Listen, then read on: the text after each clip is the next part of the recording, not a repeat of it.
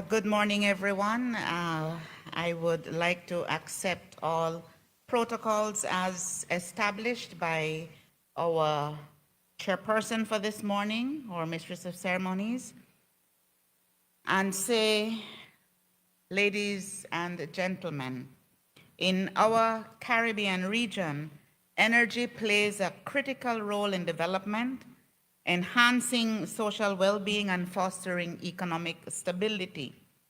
However, our region faces significant challenges to energy security.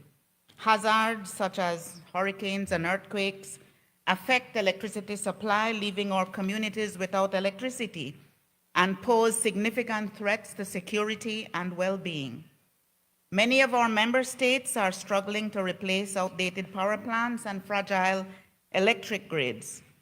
The heavy reliance on imported oil with its rising costs exacerbates our energy challenges. This has been made even worse by increasing geopolitical tensions which have affected prices. Despite these challenges, or perhaps because of these challenges, CARICOM member states have made strides in pursuing sustainable energy solutions as a matter of policy. We are seeing progress in key sectors such as power generation, transport, and infrastructure.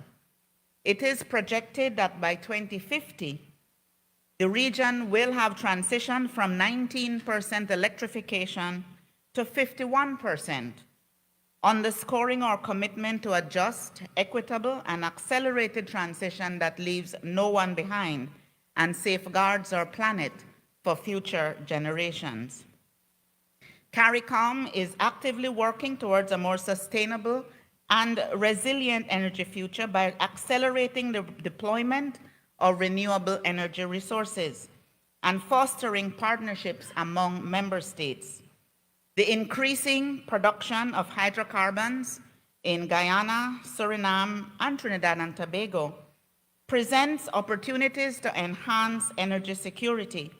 It also presents opportunities for increased private and public investments in building social, economic, environmental, and climate resilience as the world transitions towards clean and renewable sources of energy. More than that, hydrocarbon producers in CARICOM, as exemplified by Guyana, as a whole, CARICOM committed to a development trajectory that prioritizes zero emissions, net zero emissions, in full recognition that we do not contribute in any significant way to climate change, even as we bear the more than proportional impact of climate change. The principle of the collective regional approach within the CARICOM energy policy encourages national action while facilitating exploitation of synergies that provide comparative advantages over individual country strategies. While each country has its own unique challenge, opportunities, and priorities, regional cooperation on energy leverages the sharing and exchange of critical information and experiences which are vital to success at the national level. Implementation of clean and renewable energy sources, along with smart, modern grids, can significantly improve the reliability of our energy systems.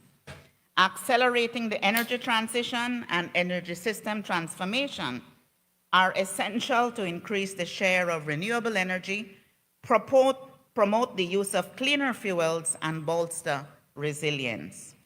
Capacity building and access to emerging technologies will also help develop the energy potential in the region.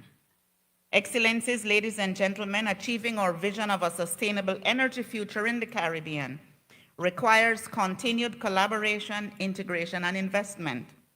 CARICOM's energy transition is strengthened by cooperative partnerships, including with international development partners who can play a crucial role with support through technical assistance, funding for sustainable energy projects, and critically, access to technology.